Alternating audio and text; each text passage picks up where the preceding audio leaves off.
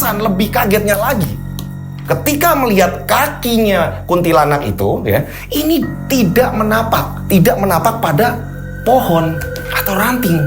Jadi dia ngambang. Dan lebih parahnya lagi, ya, ketika Pak Hasan sedang ketakutan itu, dia melihat ke muka kuntilanak itu. Ternyata mukanya ini justru malah bolong. Assalamualaikum warahmatullahi wabarakatuh. Kembali lagi bersama saya tentunya di channel Rian Agus Widodo. Apa kabar semuanya? Mudah-mudahan kalian dalam keadaan sehat walafiat. Itu doa saya setiap hari untuk semua yang lagi nonton, ya. Ini mudah-mudahan diberi kelancaran rezekinya, amin. Ya, sehat terus pokoknya. Nah, pastikan semuanya sudah absen, mulai dari nama, tempat tinggal kalian, ini baik yang ada di Indonesia maupun di luar negeri, ditulis. Biar saya hafal. Saya pengen ngapalin satu persatu, ya kan, keluarga saya. Karena saya menganggap kalian semua ini yang lagi nonton adalah keluarga saya. Gitu ya. Oke, pastikan semuanya beres untuk masalah perabsenan karena kita akan langsung menuju ke ceritanya. Oke. Nah, di cerita kali ini kiriman subscriber menceritakan ada seorang perempuan yang melakoni pesugihan pagar laut.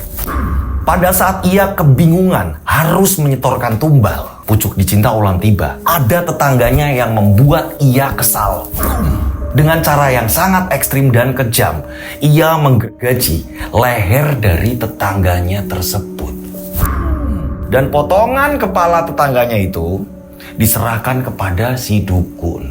Nah, kenapa si perempuan ini kesal terhadap tetangganya sampai ia tega menumbalkan dengan cara yang sangat ekstrim? Semua bermula ketika tetangga tersebut, ya, ini orangnya sangat kepo, sering sekali dan terus-terusan bertanya, menanyakan ke perempuan itu, kapan nikah? Kapan kamu nikah? Kapan kamu nikah? Nah, ternyata kapan kamu nikah? Itu pertanyaan yang sangat berat sekali dan saya, Mas Lutfi, sangat-sangat terhantui akan hal itu. Nah, ternyata pertanyaan tersebut ini mencekam loh. Ini horor ternyata, ya kan? Lebih horor dari ceritanya mungkin. Karena sampai si perempuan ini ngambil gergaji langsung main potong, dipikirnya ini kayu kan. Ini leher, ya kan? Nah, bisa jadi kalimat tersebut ini sangat sensitif gitu. Kalian penasaran seperti apa ceritanya? Tak perlu lama-lama lagi, kita langsung saja menuju ke ceritanya.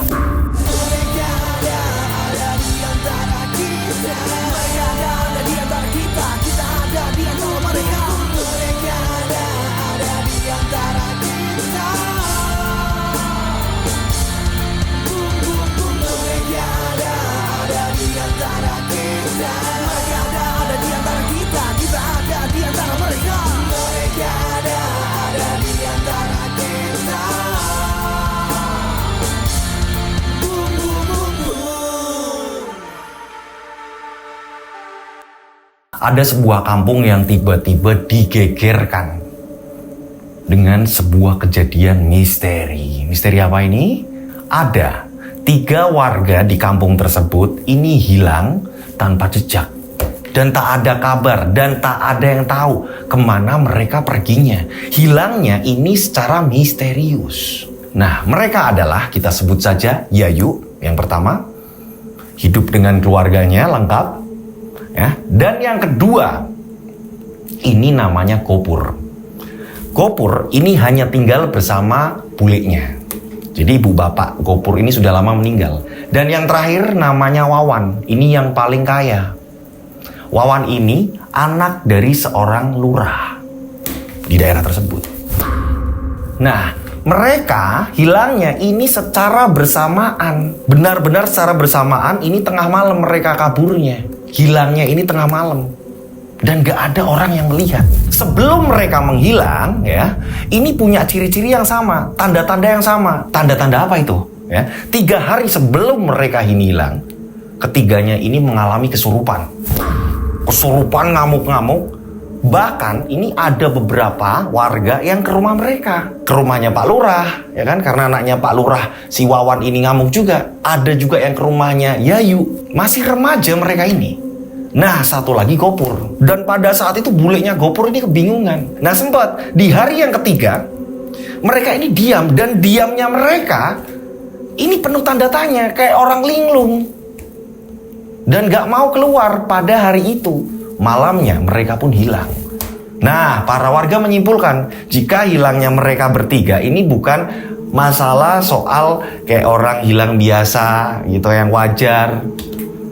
Warga menyimpulkan ini ada hubungannya sama mistis. Hingga pada akhirnya Pak Lurah pun turun tangan. Pak Lurah mengumpulkan warga, menanyakan, ada yang tahu nggak keberadaan Wawan anak saya? Dan ada warga juga si Gopur hilang, begitu juga si Yayu. Kalian ada yang melihat nggak? Para warga nggak ada yang bilang lihat atau nggak ada. Karena mereka benar-benar nggak ngerti perginya kemana. Sebelum ketiga orang itu hilang, mereka hanya menjawab, ya, Pak, kami taunya sebelum hilang, ya kesurupan, Pak. Sama apa yang dialami oleh anaknya Bapak, si Wawan. Nah, Pak Lurah pun memohon kepada warga, minta tolong, kita cari bersama-sama. Tolong. Nah, di sini para warga ada yang ngedumel, ada yang nggak suka juga. Nggak sukanya kenapa? Pada saat Pak Lurah butuh, baru merengek. Gitu. Pas Pak Lurah lagi senang-senangnya kemana aja.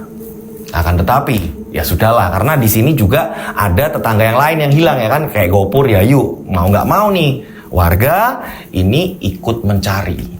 Dan kejadian ini juga dilaporkan ke polisi. Karena hilangnya ini secara tiba-tiba dan barengan gitu. Dicari ke sana kemari, nggak ketemu juga. Hingga pada akhirnya kabar itu merebak sampai ke kampung tetangga. Ternyata di kampung tetangga ini ada beberapa orang yang melihat kejadian misterius di kampung tersebut. Kampung yang dimana lagi aneh gitu kan, 3 orang hilang. Kita sebut saja mereka ini Pak Hasan, Pak Eko, dan Bu Mimin. Nah, saya akan ceritakan kejadian yang dialami mereka bertiga. Sebenarnya di sini ada beberapa, akan tetapi ini yang paling mencekam. Yang pertama dari Pak Hasan. Nah, ini yang di luar kampung, ya, yang di luar kampung itu malah mengalami kejadian yang misteri. Mereka pun menuturkan, ini pengalaman yang pertama dari Pak Hasan. Kita sebut saja namanya Pak Hasan. Pak Hasan ini, ya kan, ini bisa dikatakan dia udah tua gitu. Kadang dipanggil Mbah gitu kan ya, ini kadang dipanggil Pak. Ia pulang dari pekerja, ya kan, dia naik sepeda. Nah, setiap pulang Pak Hasan ini harus melewati perkampungannya Yayu. Itu perkampungannya Gopur, yang dimana perkampungan itu ya kan 3 orang ini hilang dengan misterius. Nah, Pak Hasan ini lagi ngayuh sepeda, santai dia tengah malam gitu kan, tengah malam. Nah, tak lama kemudian tiba-tiba ia mengerem sepedanya mendadak. Pak Hasan mendengar suara tangisan. Nah, Pak Hasan ini ternyata ngerem mendadaknya ini tepat di depan rumahnya si Yayu. Kok ada suara tangisan, tapi kok bukan manusia.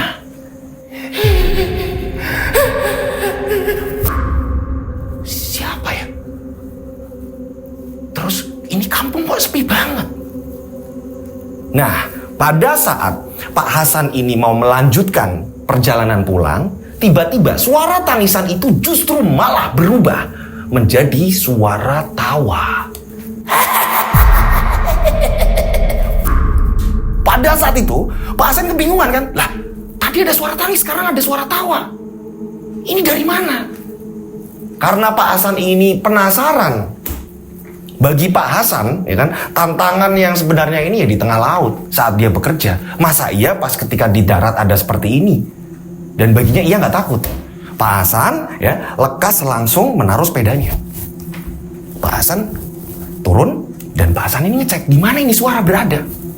Dan pada saat itu Pak Hasan ketakutan. Ketakutannya apa? Pak Hasan melihat ternyata ya ini di atas pohon mangga, persis di sebuah ranting gitu kan ya, berdiri tepat di situ ya terlihat.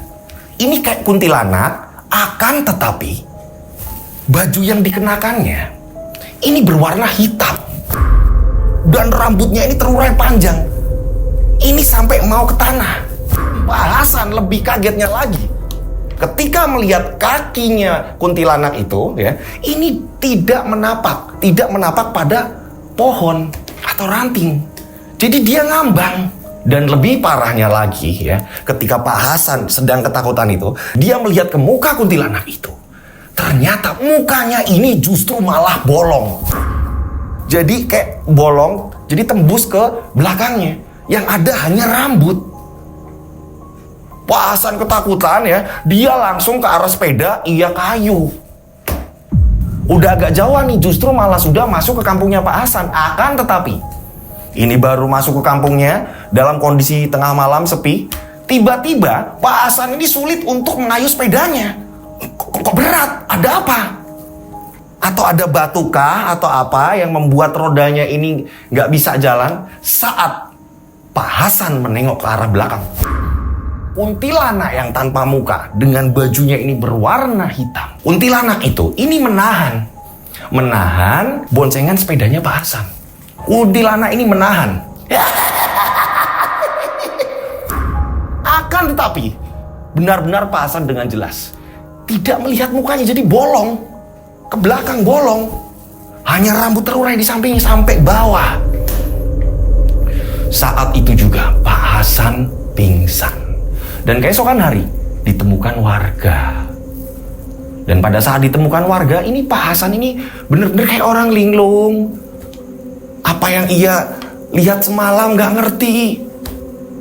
Baru berapa hari terus-menerus setelah Pak Hasan ini sudah bisa diajak ngomong segala macam, Pak Hasan menceritakan kepada warga. Nah inilah ketika orang-orang itu hilang di kampung itu ya kan, ini akhirnya terdengar sampai telinganya Pak Hasan. Dan Pak Hasan oh di rumah ini saya lihat. Nah itu rumahnya siapa? Ternyata di mana pertama Pak Hasan ini dilihatin kuntilanak itu? Ini di depan rumahnya si Yayu, salah satu warga yang hilang.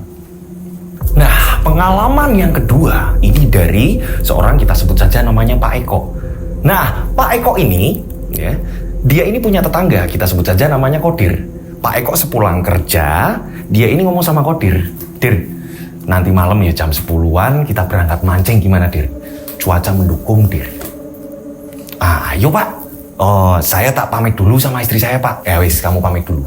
Ya, masalah rokok apa segala macam saya ada, tenang."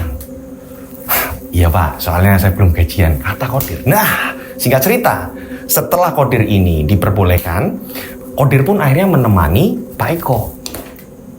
Udah kan, belanja beli rokok. "Pak, cemilannya belum ada." "Tenang, justru malah aku bawa sambel." "Loh, kok sambel Pak?" "Kamu tahu nggak, kampung yang mau arah kita mancing, itu pohon mangganya kan banyak. Banyak warga yang punya pohon mangga, terus ini kan lagi musim. Nah, sekalian kita ngambil." "Loh Pak, nanti kalau ketahuan malah..." "Udah, saya sering lewat situ aman. Sering sepi kampung itu." "Ya wis Pak, tapi Pak, udah kamu ikut aja." Singkat cerita, tibalah di mana mereka pun akhirnya mulai jalan gitu. Nah, pada saat mereka jalan, ternyata bener. Kodir ini yang disuruh malah, "Dir, lihat itu ke arah jalan, berarti bukan punya warganya Dir. Ini punya umum, berarti kita boleh ngambil berarti Dir." Loh Pak, nggak gitu juga Pak. Nanti kalau ketemu, udah. Aku jaga situasi, kamu langsung ngambil, oke? Langsung masukin ke tas. "Pak, tapi Pak, wes nurut." "Ya wes Pak." Nah, akhirnya gitu sama. Berhenti ya kan. Nah, motornya dimatikan. Kodir ini akhirnya ngambil mangga tersebut. Satu persatu ya kan. Jalan lagi, lewat ada pohon mangga lagi. "Dir, ambil lagi Dir. Ambil lagi Dir." Diambil. Sampai udah seplastik. "Tenang Dir, ini nanti dikupas gitu. Nanti di tengah kita mancing, kita bisa sambil makan ini biar nggak ngantuk." "Pas nggak Dir?" "Iya Pak, tapi saya nggak enak Pak, takutnya nanti ternyata tadi itu ada yang lihat Pak." "Wes, nggak ada yang lihat, nggak ada yang tahu." Nah, ya kan, sesampai di situ ada penyewaan perahu. Kita sebut saja namanya Pak Bekti. Pak Bekti ini udah ngantuk sebenarnya. Gitu, udah ngantuk, tapi karena di situ Pak Eko memaksa, akhirnya Pak Bekti memperbolehkan. "Saya udah ngantuk, udah gini aja. Pokoknya nanti kalau udah selesai, langsung ditaruh ke tempat semula aja ya kok." "Iya Pak Bekti, santai. Aman. Pak Bekti minta mangga nggak ini? Ada mangga lah Pak Bekti. Saya nitip." "Oh, kok bawa mangga banyak banget kamu? Dapat dari mana?" "Ada saudara ngasih mangga, ini tak bagi-bagi makanya." Jadi Pak Eko ini bohong. Yaudah, itu perahunya di situ udah tak siapin ya. Saya mau istirahat, badan saya capek. Iya Pak Bekti. Nah, akhirnya Kodir dan Pak Eko menuju ke perahu tersebut. Pada saat itu ya kan, Kodir ini lagi ngontrol peralatan mancingnya nih, jangan sampai ada yang ketinggalan. Saat dia lagi ngontrol ya kan peralatan pancingnya, tiba-tiba Kodir dikagetkan suara perahu ya ini menjauh. Ternyata Pak Eko ini udah jalan duluan. Lah Pak Eko ini gimana? Oh, ngajak mancing masa iya aku ditinggal? Ini gimana sih? Lah terus pancingannya Pak Eko? Lah malah pancingannya sendiri udah dibawa.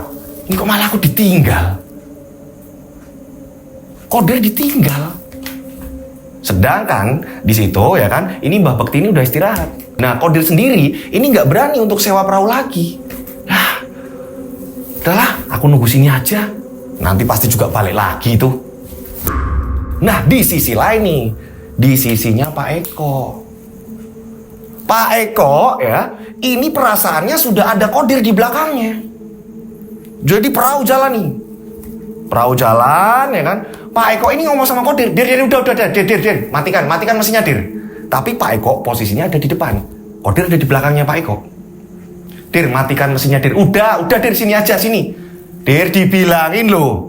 Baru mati. Tapi Kodir tidak menyaut. Pak Eko bingung kan? Nah, ini Kodir piye sih? Nah, tak lama kemudian, perahu yang dinaiki Pak Eko ini tiba-tiba goyang-goyang.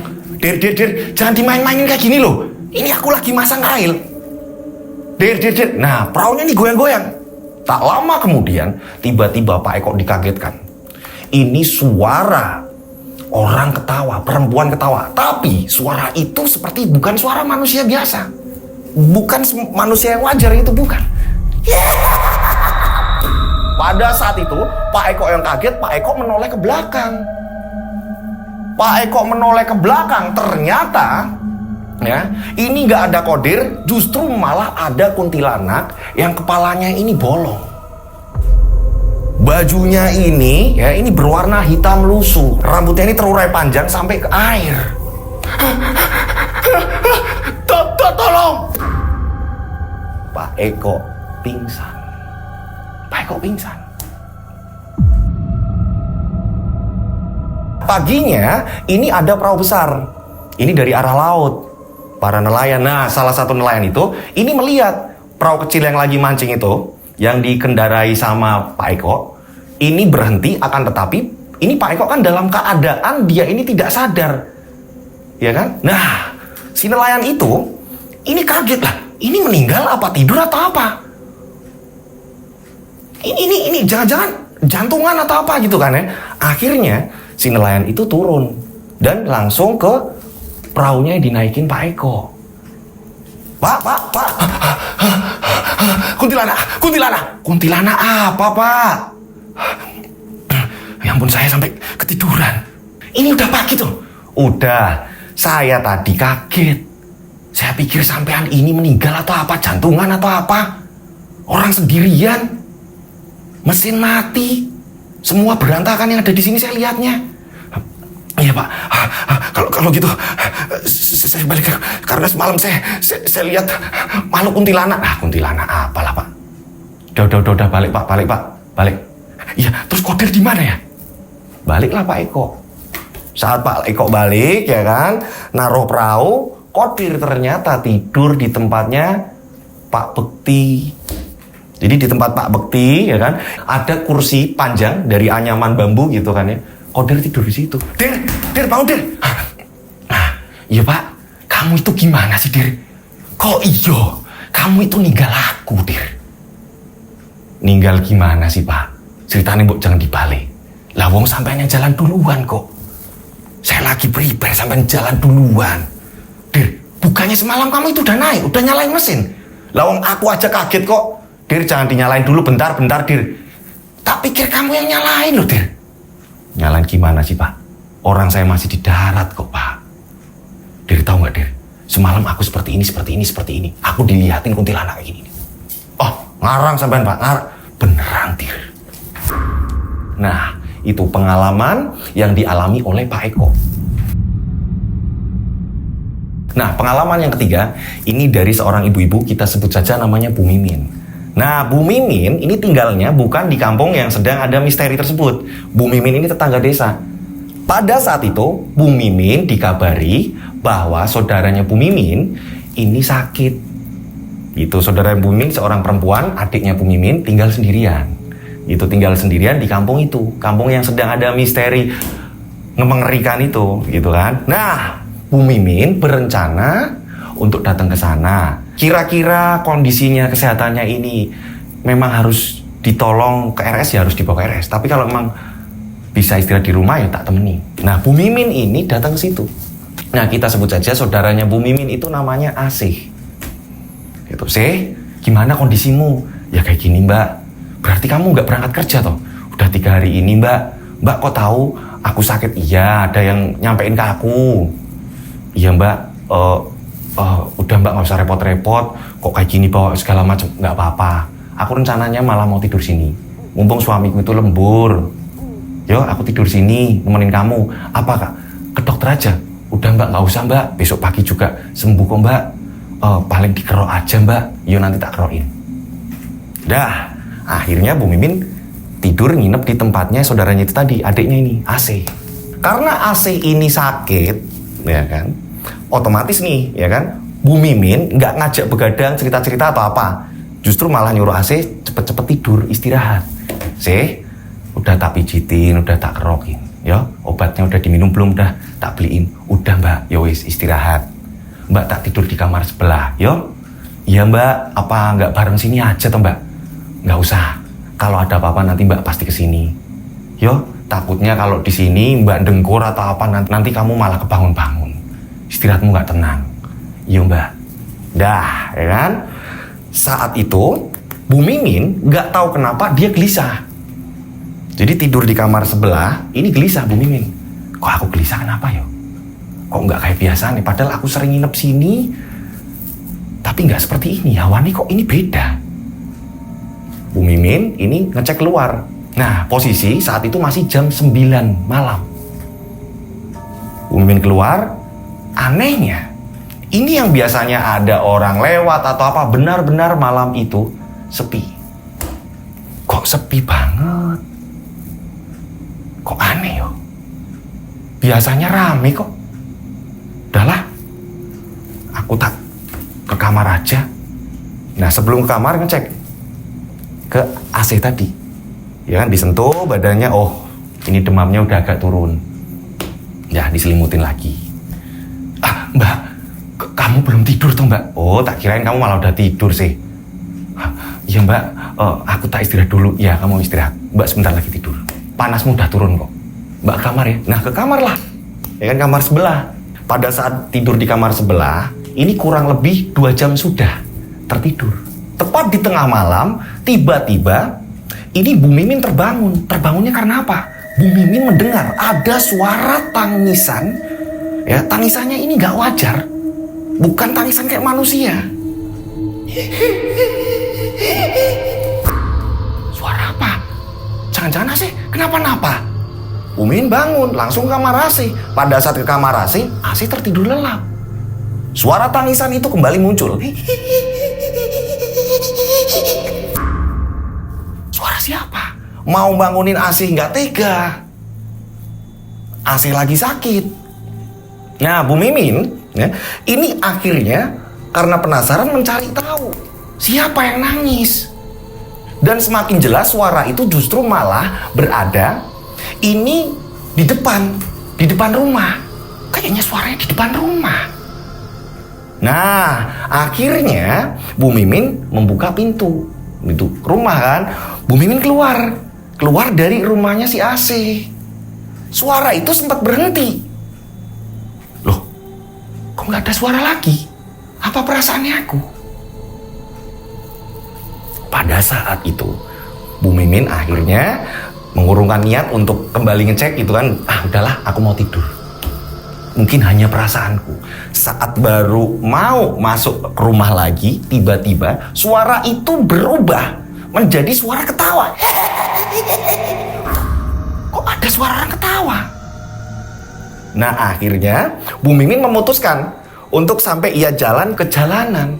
Jadi rumahnya si AC ini memang ada halamannya kecil gitu kan ya, berapa meter ke arah jalan gitu.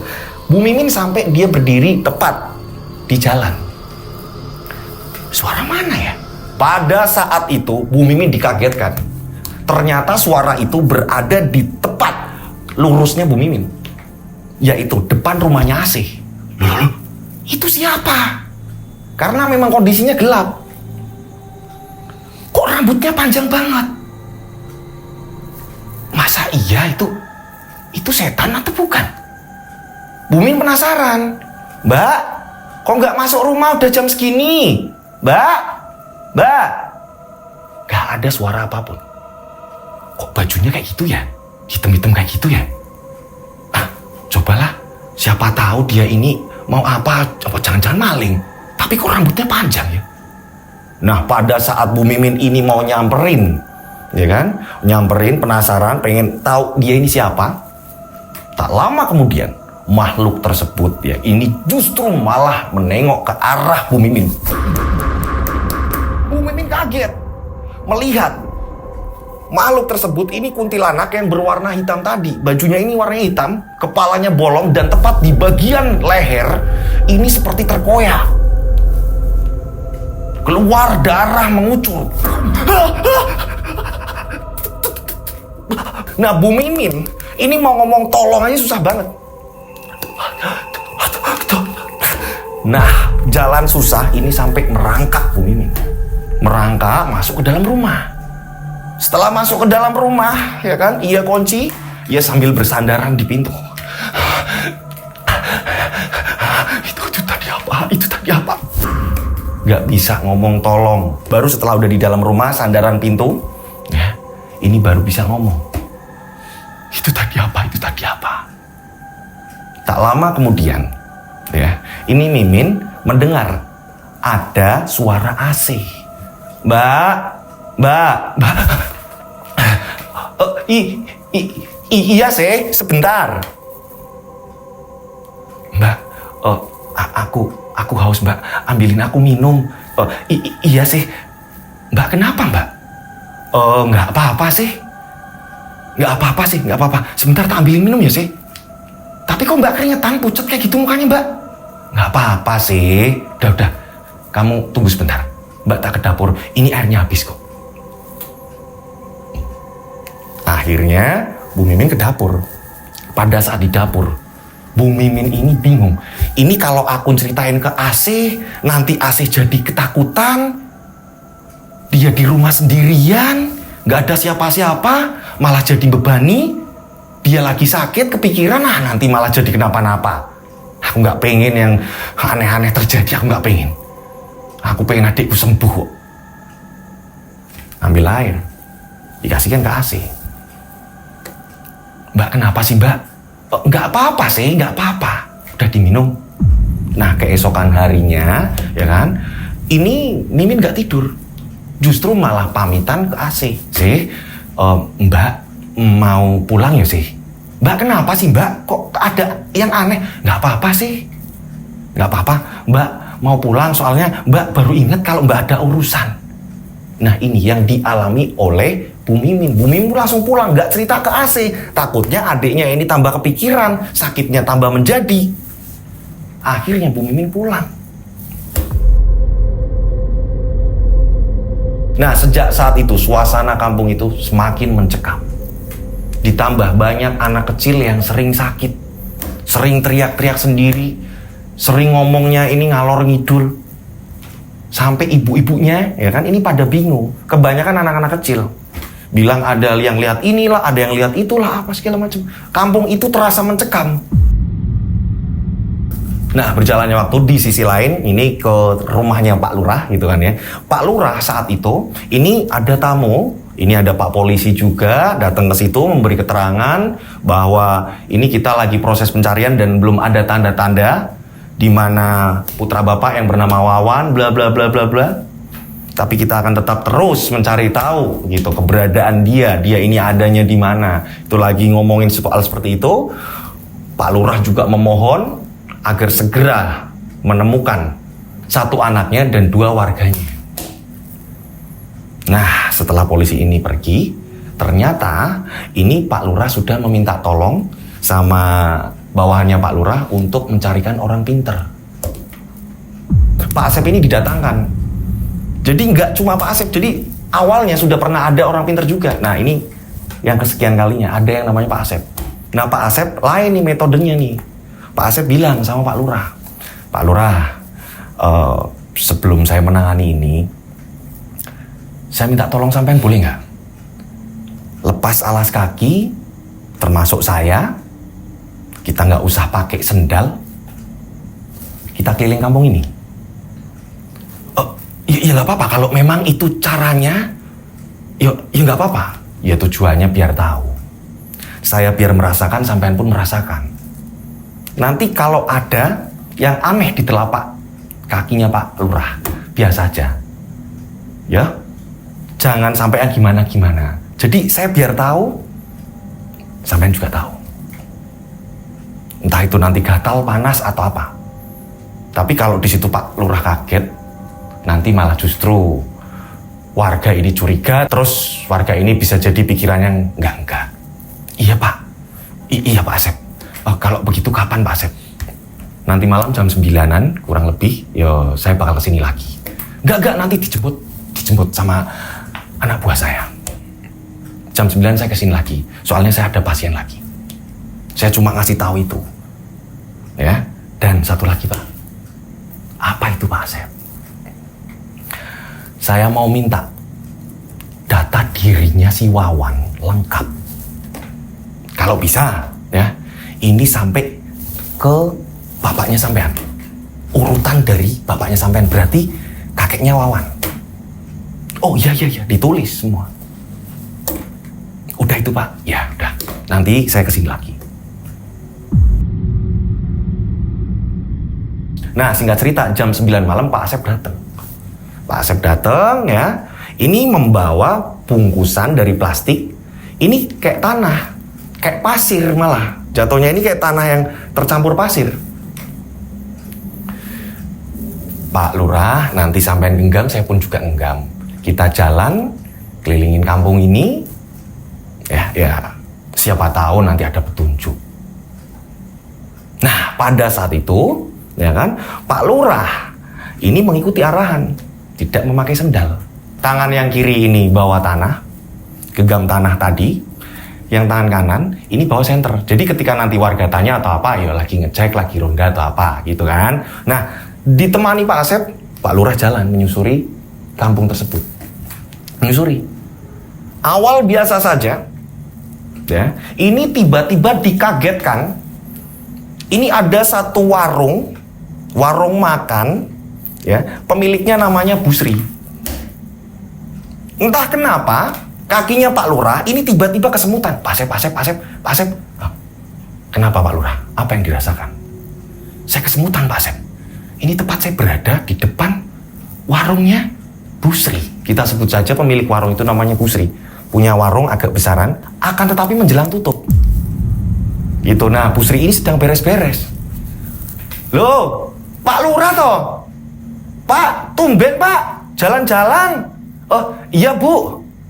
Ini gimana Pak Asep, saya ngangkat kaki. Nah, taburkan pasir itu ke tanahnya sampean yang diinjak. Iya Pak Asep. Diangkatlah, ditaburkan bekas telapak tadi, injakan tadi, ditaburkan. Setelah itu Pak Asep bilang, terserah sampean, ini mau mampir atau enggak. Enggak usah Pak, kita lanjut aja. Iya Bu, jenengan kok belum tutup? Iya Pak, ini sebentar lagi mau tutup. Mau bikin kopi atau? Nggak usah Bu, nggak usah. Pemilik warung itu namanya Busri. Itu. Nah, Pak Asep akhirnya melanjutkan perjalanan. Tak lama kemudian, ini merasakan lagi. Pak Asep, sebentar Pak Asep berhenti. Kenapa? Kaki saya kram Pak Asep. Yaudah, diangkat pelan-pelan, taburkan. Habis udah ya kan. Setelah itu nggak tahu kenapa rasa kramnya tadi udah sembuh. Nah, singkat cerita sesampainya di rumah Pak Lurah ya kan, udah muterin kampung, istirahat di situ ya kan, dimasakan sama istrinya Pak Lurah juga gitu kan, makan bareng di situ. Pak Lurah bilang, sama Pak Asep. Pak Asep, tolong ya Pak Asep. Ya, semoga ada petunjuk-petunjuk. Karena saya merasakan sepertinya ada jalan keluar. Mudah-mudahan Nak Wawan dan warga yang lain ditemukan. Iya Pak Asep, saya mengucapkan terima kasih Pak Asep. Nah, Pak Asep pun tidak berhenti sampai di situ. Nah, Pak Asep sendiri ini mau melanjutkan ritualnya di rumahnya Pak Asep sendiri. Setelah itu Pak Asep pamitan. Pak Lurah pun cerita sama istrinya, Bu, Bapak tadi kayak gini. Kok ngerasain kayak gini, Bu? Di tempat di rumahnya Bu Sri. Ya kan ada warung itu, Bu, depan rumah. Bapak ngerasain di situ, kaki Bapak kesemutan yang bukan main. Bapak ngomong apa? Di depan warungnya Bu Sri. Iya, Bu. Pak, di depan rumah Bu Sri berarti Bapak lihatnya apa? Ya rumah, Bu. Rumah siapa? Rumah Pak Harso, Pak. Kita sebut saja Pak Harso. Ya ampun, iya, Bu. Bapak ingat Pak Harso? Ya ini Bu juga nggak ngerti ya, Pak. Pak Harso itu yang kaya mendadak loh, Pak. Dia sekarang ini kan punya tambak banyak. Oh iya ya, Bu. Bapak malah fokusnya ke Bu Sri, karena pada saat itu Bu Sri ya, ini lagi mau nutup warungnya, lagi beres-beres, Bu. Ya Ibu nggak ngerti sih, Pak. Yang jelas kalau Bu Sri ya nggak mungkin ya, Pak. Udahlah, yang jelas Bapak merasakan hal seperti itu. Ya udah, pokoknya kita berdoa semoga anak kita dan warga kita ditemukan, Bu, dalam keadaan yang baik-baik saja. Iya, Pak. Nah, singkat cerita berapa hari kemudian, pada saat Pak Lurah ini di balai desa, ya, Pak Lurah ini tanya sama perangkat desa, gitu. Salah satu perangkat desa, kita sebut saja namanya Mas Wahyu. Mas Wahyu, saya mau ngobrol sebentar. Oh, iya Pak. Nah, diajak ke ruangannya Pak Lurah. Mas Wahyu, sampean kan sering nih ya keliling ketemu sama orang-orang gitu kan, yang ngurusin inilah itulah segala macam. Nah, kira-kira kalau saya tanya sesuatu, Mas Wahyu tahu nggak? Oh, tanya apa ini, Pak? Jadi gini, sampean ngerti yang namanya Pak Harso toh? Yang rumahnya ini depan warungnya Bu Sri. Rumahnya Bu Sri. Iya Pak, tahu Pak. Kalau dia ini gimana sih? Orangnya yang bagaimana? Terus saya kan jarang lihat yo. Saya harus mikirkan banyak orang, banyak warga gitu kan ya. Nah, itu gimana sih? Dia ini bagaimana di sini atau apa-apa yang Pak Wahyu tahu? Loh, emang Bapak nggak ngerti toh? Jadi gini Pak, yang namanya Pak Harso itu kan dia kaya mendadak loh Pak. Dia punya tambak banyak dan banyak proyek-proyek di luar kampung kita ini Pak. Oh gitu. Terus. Nah, Pak Harso sendiri dia ini sudah nggak tinggal di tempat kita Pak. Loh, maksudnya gimana? Terus itu rumahnya siapa? Itu rumahnya Pak Harso sekarang ini ditempati anak buahnya Pak, karyawan-karyawannya. Pak Harso sendiri ini tinggal di kota Pak, tapi udah jos Pak, keren Pak. Sekarang pesat dia Pak Harso itu Pak. Pernah denger yang aneh gitu nggak? Apa soal mistis atau apa-apa? Karena tahu sendiri kan di kampung kita ini kan, yo anak saya aja belum ditemukan. Wah kalau itu saya nggak ngerti Pak. Saya hanya tahu kalau Pak Harso ini dia ini sukses Pak. Oh yaudah kalau gitu silahkan lanjut tugasnya lagi Mas Wahyu. Iya Pak, saya permisi dulu Pak. Nah ternyata yang namanya Pak Harso sudah tidak tinggal di situ. Dia sekarang sudah kaya ya. Tempatnya, rumahnya Pak Harso ini sudah dipakai malah sama anak buahnya. Jadi Pak Harso ini datang ke situ, ke kampung itu, ini hanya ngontrol tambak, ya kan? Ngontrol penjualan, pengeluaran, segala macam seperti itu. Pak Lurah ini sedang mengumpulkan informasi, gitu loh, agar masalah kehilangan anaknya ini segera teratasi. Begitu juga dengan warga yang lain itu tadi, yang sama-sama hilang. Nah, ya kan? Ini Pak Lurah sering ketemu Pak Asep akhirnya, menanyakan, Pak Asep bagaimana? Nah, Pak Asep ini kan yang orang pintar tadi gitu, yang sempet bantuin Pak Lurah gitu kan ya. Nah, Pak Asep pun menjawab, yang ada di penglihatan saya Pak, sepertinya petunjuk ini mengerucut ke hal yang positif Pak. Ini bakalan informasi nanti muncul Pak. Mudah-mudahan ini ada kabar baik lagi. Iya Pak Asep, tolong bantuin saya Pak Asep. Iya insya Allah. Singkat cerita, berjalannya waktu. Ada di daerah situ, ini seorang menantu. Gitu, seorang menantu, bukan asli di daerah situ. Kita sebut saja namanya Mas Yono. Nah, Mas Yono pekerjaannya ini supir travel. Pada suatu ketika, ia sedang mengantarkan penumpang, ya, ini memasuki daerah hampir ke area Jawa Tengah. Mas Yono ini kaget pada saat di lampu merah dia berhenti. Ini kaget, dia sendiri kaget. Masa iya itu Wawan? Mas Yono melihat anaknya Pak Lurah. Lah, masa iya itu Wawan? Sudah dekil, maaf ya. Di sini dia hanya menggunakan celana dalam. Jadi benar-benar kayak orang gila, benar-benar, wah udah stres nih. Masa iya itu Wawan? Karena Mas Yono ini masih ada tugas menyelesaikan beberapa penumpangnya, gitu kan, yang mengantarkan ke rumah masing-masing. Mas Yono ini berharap, ya kan, cepat mengerjakan tugas dan langsung balik lagi di situ, berharap Wawan ini nggak hilang. Pengen memastikan kalau itu Wawan atau bukan, gitu kan ya. Nah, setelah selesai mengantarkan di daerah situ, Mas Yono balik lagi ke lampu merah tersebut. Mas Yono kaget. Di situ ya, ini justru malah ada Gopur juga. Akan tetapi ya, ini posisinya Gopur yang lebih parah. Gopur yang lebih parah. Parahnya kenapa? Kondisi sama-sama orang gila gitu kan ya. Si Gopur seluruh badannya ini sudah mulai banyak koreng. Nah, Mas Yono ini turun ya kan. Ini ngajak ngobrol mereka. Ngajak ngobrol mereka yang ada ini Wawan ngamuk, malah ngelempar batu. Si Gopur ya, ini tak jauh dari situ.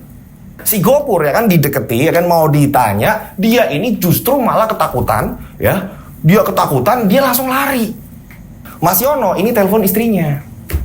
Dek, tolong kamu ke tempatnya Pak Lurah. Ada apa ya Mas? Ini Mas, di daerah yang mau masuk ke Jawa Tengah. Ini Mas bertemu dengan Wawan dan Gopur. Jelas sekali Mas paham betul. Ini udah jelas ini Wawan, walaupun dia ini sekarang udah parah deh. Emang kenapa Mas? Dia kondisinya gimana? Diceritakanlah ke istrinya. Apa Mas? Kayak orang gila. Gopur malah tambah parah deh. Kondisinya seperti itu. Akan tetapi Mas gak lihat.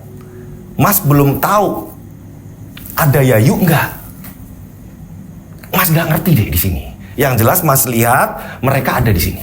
Segera ke tempatnya Pak Lurah kamu deh. Dan kalau bisa Pak Lurah ini segera datang ke sini. Nanti alamatnya lengkap Mas kirimkan.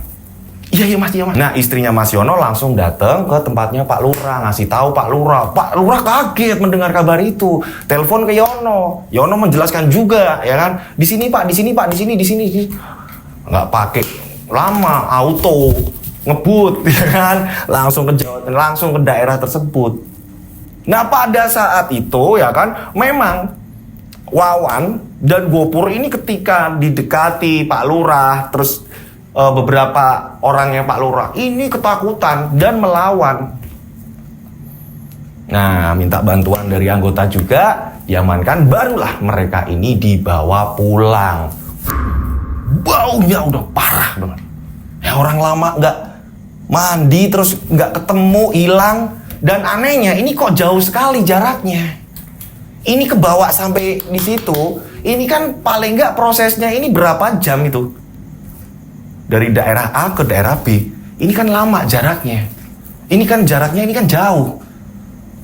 Kok bisa ini bocah ini gimana ini kok bisa pada hilang sampai daerah itu? Nah, bisa dikatakan Wawan ini tidak akrab dengan si Gopur. Tapi kok kenapa mereka bisa satu tempat? Dan pada saat diajak ngomong, bahkan Pak Asep juga sudah di situ ya. Ini nanganin mereka. Nah, ini kan dijadikan satu awalnya di rumahnya Pak Lurah. Nah, memang Gopur ini kan tinggalnya ini kan ikut sama saudaranya saja. Gitu. Karena orang tua Gopur udah nggak ada. Ini datang ke situ, kerumunan ke tempatnya Pak Lurah. Melihat mereka ini setelah dimandikan segala macam, ditanya ini melawan terus. Sebenarnya ada apa yang terjadi pada mereka? Sedangkan mereka ini tidak akrab. ini jauh, mainnya ini nggak sama selera mereka, atau mungkin mereka ini suka bola atau apa, atau mungkin suka mancing, atau nggak ada sambungannya. Gopur sama si Wawan ini nggak ada sambungannya. Mereka ini kenapa kok bisa seperti itu dalam kondisi gila? Nah, pertanyaannya ya kan, di mana Yayu? Mereka kenapa dan di mana Yayu? Kalian penasaran sebenarnya apa yang terjadi? Saksikan di part 2-nya. Wah, seru banget nih. Di part 2-nya bakalan lebih seru. Apa yang akan terjadi semuanya ini. Dan akhirnya nanti terbongkarnya ini di part 2. Jadi kalian wajib pantengin terus nonton di part 2-nya ya. Saya mengucapkan terima kasih buat pengirim cerita. Mohon maaf kalau ada salah-salah kata dalam saya bercerita ya. Nah, buat teman-teman yang punya pengalaman misteri menarik ya kan, atau mungkin tempat kalian atau daerah kalian ini ada tempat yang memang, Mas di sini angker Mas, tempatnya ada kayak gini. Kalau kita ada waktu dan kita lewat, kita bisa singgah gitu. Kita biar bisa ketemu akhirnya gitu kan. Biar pas kenal ini kita nggak canggung. Itulah gunanya kalian ini ngisi di kolom komentar, nyebutin nama dan nama kota gitu. Nah, buat teman-teman, cara ngirim ceritanya seperti ini. Dikirim per paragraf atau per kalimat. Harus dikasih jeda biar saya kepalanya nggak pusing pas ngapalin ceritanya gitu. Dan jangan disingkat gitu, jangan disingkat gitu. Misalkan nulis yang atau apa ya, jangan di X atau apa, YG gitu. Ini kalau bisa tulisannya ini tulisan huruf-huruf wajar saja gitu ya. Bahasa sehari-hari nggak apa-apa, asal jangan disingkat gitu. Ini gunanya, ini mempermudah saya untuk menghafal gitu ya. Seperti ini, nama yang mau disamarkan jelas, kronologinya seperti apa, hantu yang ditemui seperti apa, penyelesaiannya seperti apa jelas. Kirimnya kemana? Nah, kalian bisa kirim ke DM Instagram saya @dodosinju. Kalian follow ya, nanti DM di situ kalian bisa ngirim ceritanya. DM Instagram saya ya, ini Dodosinju. Atau kalian bisa kirim ke nomor WhatsApp saya 0858 704 33336. 3-nya 4 kali. Saya ulang 0858 704 33336. 3-nya 4 kali. Seperti biasa, jangan lupa sertakan nama dan nama kota yang baru masuk ya, yang baru bergabung. Tujuannya biar tidak tertumpuk dengan WhatsApp lain. Nah, buat teman-teman nih yang kemarin nanya, Mas gimana sih cara bergabung di Facebooknya Mas Dodo? Gampang sekali, tinggal mengikuti saja gitu. Tinggal mengikuti Facebook saya ya. Di situ nanti kita bisa berinteraksi. Nah, aktivitas-aktivitas saya di balik layar ya kan, di balik setelah syuting atau sebelum syuting, saya sering share di Facebook saya. Sama halnya kalau kalian ini subscribe gitu. Jadi kalian bisa tahu jadwal saya di balik layar gitu. Nah, itu Facebook saya. Tok-tok saya nih. Nah, ini tok-tok saya. Saya juga kadang main tok-tok juga nih. Nah, di tok-tok saya. Oke? Kalian follow, nanti saya follow back. Nah, itu tadi sosial media saya. Sebentar lagi ada sesuatu hal yang mau kita luncurin, mudah-mudahan terrealisasi gitu. Kita mau bikin merchandise yang wow lagi nih ya. Doakan semoga bisa tercapai. Amin. Saya berdoa mudah-mudahan penikmat channel Rian Agus Widodo ini banyak rezeki melimpah. Selalu dilindungi Allah Subhanahu wa taala. Dijauhkan dari mara bahaya. Panjang umur, sehat selalu. Akhir kata saya Rian Agus Widodo mengucapkan wassalamualaikum warahmatullahi wabarakatuh. Mereka ada di antara kita.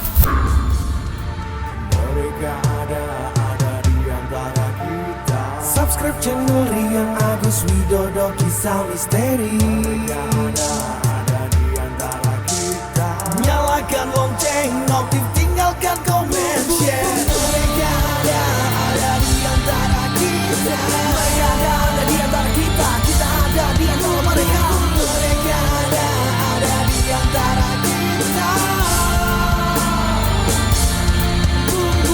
Mereka ada di antara kita. Mereka ada di antara kita. Kita ada di antara mereka. Mereka ada di antara kita.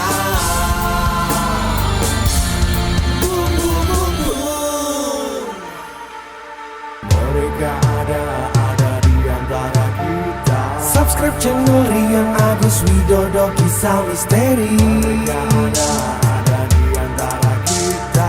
Nyalakan lonceng, notif, tinggalkan komen, share.